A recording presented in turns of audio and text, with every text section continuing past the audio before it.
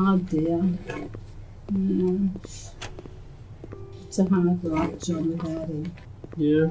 Yeah. I don't know. I'm lost without him. Really am.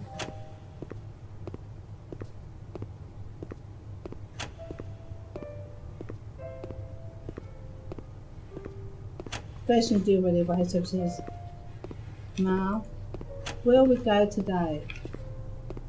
I said, Ken, we've been out every day. Yeah, it's good to get out, Ma. Well, I don't know. We've been to too many places and we've got no place else to go. So he said, okay, well, we'll get in the car and go somewhere. So, all right, we'll get in the car. We'll get to the bottom of the driveway. He said, now, where we go, Ma? Where we go? I say, well, we went that way yesterday. We'll go this way today. So we go that way today. We'll just drive around. Nowhere in particular. Just drive around. And then we come to a coffee shop. And buy coffee. He said, come on, I'll buy you coffee. And then we'll have lunch or brunch, whatever the time happens to be. Breakfast, brunch or breakfast, whatever. Yeah, and that's what we did every day. And tomorrow he'd come, same thing. Where we go today, Ma? I don't know, Kim. So we might keep driving south. And then if we find a motel there we'll look at, we'll stop there. We'll go into the motel and that's where we'll stop for the night. And that's what we did.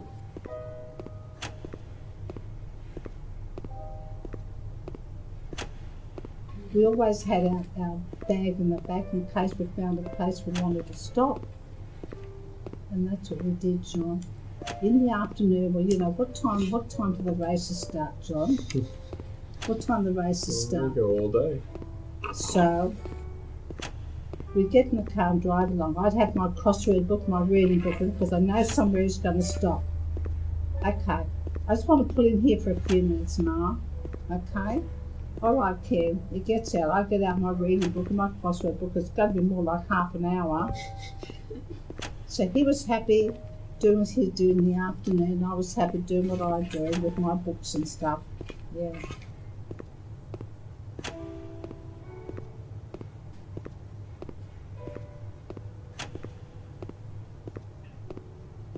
And then one day he was saying, oh, I want to get some petrol in the car. Come for a drive with while I go down to petrol. I said, Kim, but we only went out yesterday. He said, I'll buy you a coffee. He knows I always like to have a coffee when I went out. So I'll buy you a coffee. Coffee would turn out to brunch. So we always had something nice. But I said, Ken, your tank is 3/4 full. I know that because I drive it too. You've got 3/4 full. He said, yeah, I just want to top it up.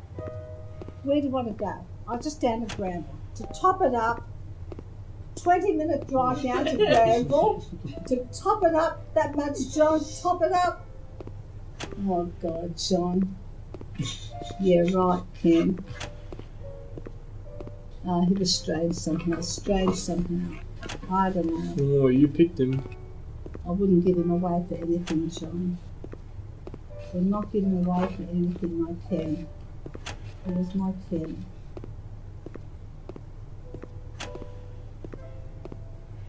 Don't know why he did that to me.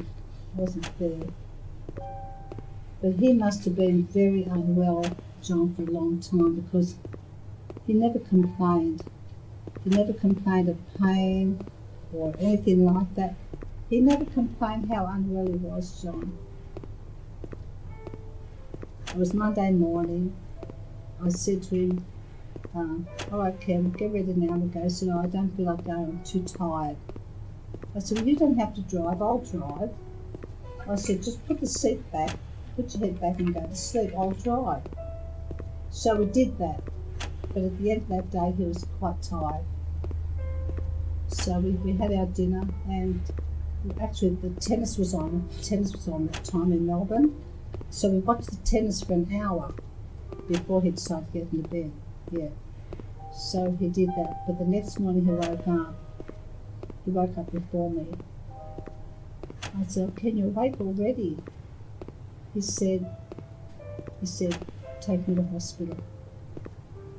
Just like that. He never said anything about his sleep. He said, "Take me to hospital." So we packed up. But we raced down the freeway and that, got to the hospital. They made him comfortable. They just made him comfortable. Yeah.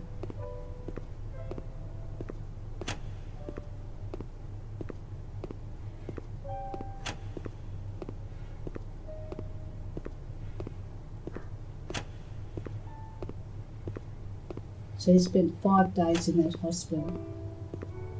But on the 3rd day, he was unconscious.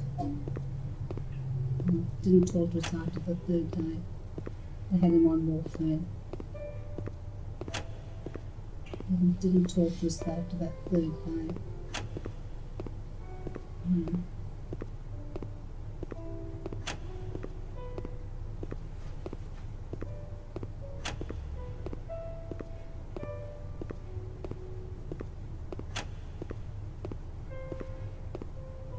For the last 2 days, we weren't able to speak to him because he couldn't answer us. We talked to him and talked to him and sing our hymns and say our prayers, but he couldn't open his eyes. He didn't realise we were there. Couldn't.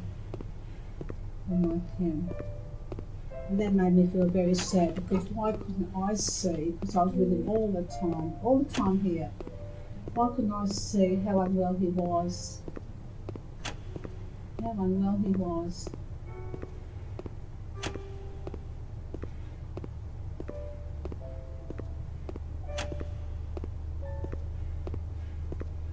At that time, they weren't allowing people into their rooms, and they allowed no visitors. But they allowed one of us to go into the room at a time. So when I was there and someone else had come in to take my turn, and the doctor came in and he'd seen how unwell Ken was. He was really unwell, he was out to it. And they still would only let one or possibly another one to come to change over. And the doctor said straight away, he called the head nurse in. He said, the family can come and stay here in the room for as long as it takes.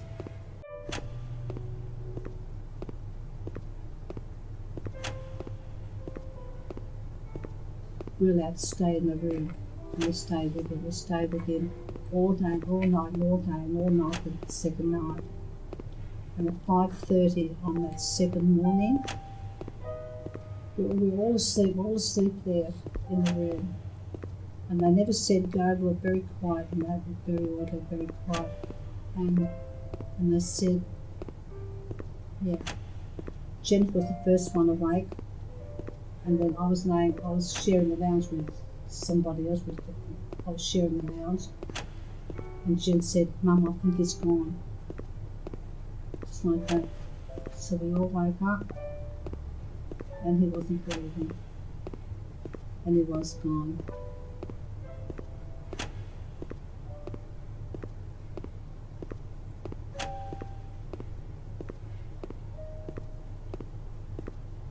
That was the end of my care.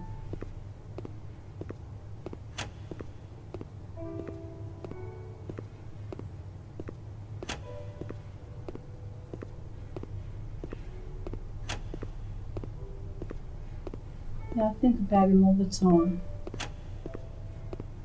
Biggest chunk of my life gone.